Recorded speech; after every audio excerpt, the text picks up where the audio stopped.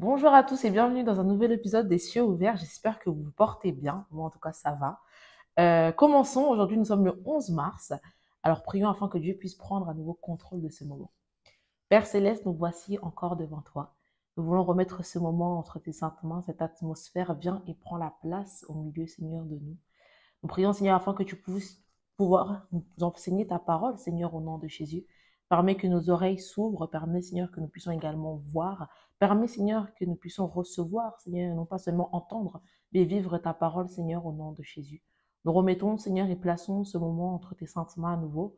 Viens et prends le contrôle, Seigneur, de sorte à ce qu'à la fin de toute chose, ton nom soit glorifié. Merci pour une occasion comme celle-ci, Seigneur. Jésus, nous ne prenons pas cela pour acquis, mais c'est avec un cœur reconnaissant, Seigneur, que nous te disons merci. Encore une fois, viens et prends place. Au nom de Jésus, nous avons prié. Amen.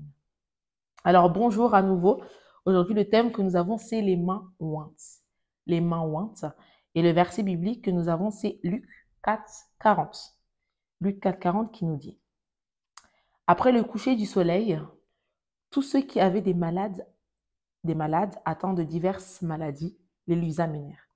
Ils imposa les mains à chacun d'eux et il les guérit. Amen. Donc là aussi, comme je vous l'ai dit, le thème que nous avons, c'est les mains ointes. Et nous allons particulièrement nous focaliser sur la vie de Moïse, parce que Moïse est l'un des exemples dans la Bible que nous avons, d'une personne qui avait justement les mains ointes. Nous pouvons voir à travers ce verset biblique, premièrement, que on parle ici des malades, des personnes qui étaient malades, des personnes qui ont reçu justement l'imposition des malades, l'imposition des mains et qui ont été guéris. Donc déjà, à travers cet exemple-là, nous pouvons comprendre, du moins, nous sommes curieux de savoir comment est-ce possible qu'une personne puisse, par l'imposition des mains, guérir une autre qui potentiellement est malade. Donc, comme je vous l'ai dit, nous allons parler un peu de Moïse à travers cet exemple, parce que c'est l'un des, enfin, je pense en tout cas, l'un des meilleurs exemples que nous avons pour ce thème. On peut voir déjà, ça a commencé tout simplement dans le livre de Exode 3. Exode 3, quand tout simplement Dieu a utilisé Moïse, ou du moins a instruit Moïse, a dit oui, jette ton bâton. Et nous avons vu également que ce bâton, je pense que vous connaissez assez l'histoire, ce bâton s'est transformé en serpent. De nouveau, il a jeté, il a pris ce bâton et ce serpent s'est transformé en bâton. Donc nous pouvons voir que par le geste, par la main, à travers ses mains, ce bâton qu'il tenait d'origine s'est transformé en serpent. Donc nous pouvons voir en fait tout simplement la puissance qu'il y avait en tout cas dans les mains de Moïse. Un autre exemple de Moïse toujours est dans le livre de Exode 17, de 8 à 13, où on peut voir que c'est ses mains qui décidaient de l'issue d'une guerre. Donc là déjà, on arrive déjà à un autre stade. On parlait de, premièrement, du fait que son bâton se transforme finalement en animal. Mais là, maintenant, on peut voir que ses mains décidaient carrément de l'issue d'une guerre entre les Israélites et les Amalécites. Dieu lui avait instruit de laisser ses mains élevées. Et alors qu'il levait ses mains, Israël, oui, avait le dessus sur les Amalécites. Mais lorsque ses mains commençaient à s'affaiblir, on peut voir que c'était justement les Amalécites qui avaient le dessus sur Israël. Donc on peut voir que non seulement ses mains avaient de l'autorité, avaient de la puissance, mais c'est également en s'alignant aux instructions de Dieu que Dieu lui donnait que ses mains finalement avaient de l'autorité, avaient cette puissance-là. Donc oui, ce n'est pas seulement des mains, on ne parle pas seulement de mains, parce qu'on peut se poser la question, mais pourquoi dans cet exemple-là, surtout dans l'exemple que je viens de donner, dans les versets 8 à 13 d'Exode 17, on peut voir que à ce moment-là, Moïse n'était pas seul. Il y avait d'autres personnes qui étaient avec lui, qui l'aidaient justement à garder ses mains en l'air, hautes, afin que les Israéliens justement puissent remporter la bataille. Et ces autres personnes étaient bien avec lui, elles aussi avaient des mains, mais pourtant elles n'avaient pas cette autorité. Donc on peut se demander, mais pourquoi les mains de Moïse plutôt qu'une autre? Pourquoi est-ce que les mains de Moïse imposaient quelque chose, avaient cette autorité, avaient cette puissance?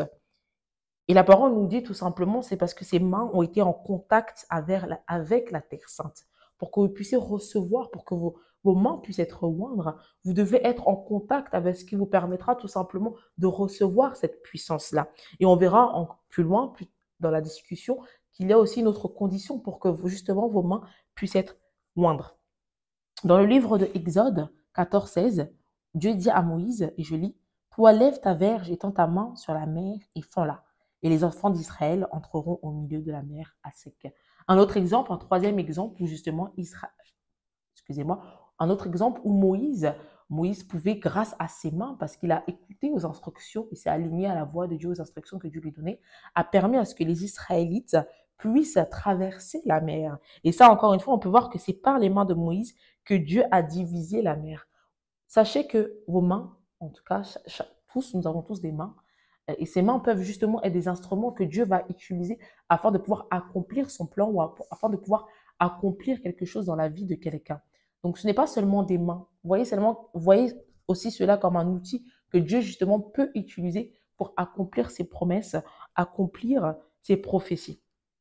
Dans le livre de Deutéronome 34, 9, on peut aussi voir que les mains de Moïse ont transmis la sagesse à Josué. Donc, si on fait un petit récapitulatif, on a parlé de mains comme possibilité, comme ce qui nous permettait de pouvoir accéder à la guérison. On a parlé aussi des mains comme quelque chose qui permettait de pouvoir plus ou moins déterminer l'issue d'une guerre. On a parlé des mains comme quelque chose qui pouvait diviser la mer. Et là, quatrièmement, on parle des mains de Moïse qui ont permis de transmettre la sagesse à Josué. Lorsqu'on parle d'imposition des mains, cela ne s'arrête pas seulement à la guérison que l'un peut donner ou la guérison que quelqu'un peut recevoir à travers l'imposition des mains. Mais on peut voir à travers l'exemple ici, dans le livre de Josué, dans le livre de Deutéronome, où on parle de Josué, que à travers les mains de Moïse, il a reçu la sagesse. Et je vais tout simplement vous lire ce verset qui dit « Josué, fils de Nun, était rempli de l'esprit de sagesse, car Moïse avait posé ses mains sur lui. » Car Moïse avait posé ses mains sur lui. Les enfants d'Israël lui obéirent et se conformèrent aux ordres que l'Éternel avait donnés à Moïse. Donc on peut vraiment voir que c'est par l'action d'imposition des mains que Josué a reçu la sagesse dont il avait besoin. Et on peut voir également les conséquences qui suivent. Un autre point, c'est lorsque vous avez des mains ointes, tout ce que vous touchez, peu importe ce que vous touchez, sachez que cette chose également pourra être oindre. Donc, que ce soit, et dans la Bible, on nous donne l'exemple de Jean 9, 1 à 7, on peut voir justement que la boue même a été ointe, mais sachez que lorsque vous avez des mains ointes, cela affecte également tout ce que vous allez toucher. Vous pourrez tout simplement prospérer, réussir dans tout ce que vous entreprenez.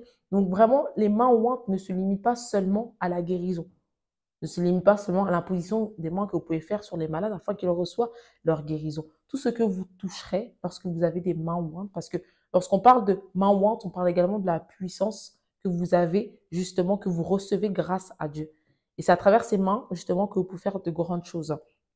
Donc cela ne se limite pas seulement à la guérison. Elle vous permet de faire beaucoup de choses et entre autres, tout ce que vous toucherez pourra, par exemple, prospérer. Donc, comment avoir des mains ointes? Je vous disais plutôt qu'on allait revoir l'une des conditions, justement, pour pouvoir avoir des mains ointes. Et ici, on peut voir dans la discussion qui nous dit, pour pouvoir avoir des mains ointes, vous devez avoir tout d'abord des mains saintes. Qu'est-ce que c'est la sainteté? Qu'est-ce que c'est la sanctification? Qu'est-ce que c'est avoir des mains saintes? C'est savoir des mains qui sont sans défaut, sans péché, des mains qui n'ont pas forcément fait du mal, qui n'ont pas fait du mal, tout simplement. C'est ça, avoir des mains saintes. Et pour pouvoir justement, comme Moïse, si vous aspirez en tout cas, comme Moïse, à avoir des mains ointes, vous devez tout d'abord avoir des mains saintes. Alors, une petite réflexion pour vous, et je vais terminer sur ce point-là. Avez-vous des mains saintes?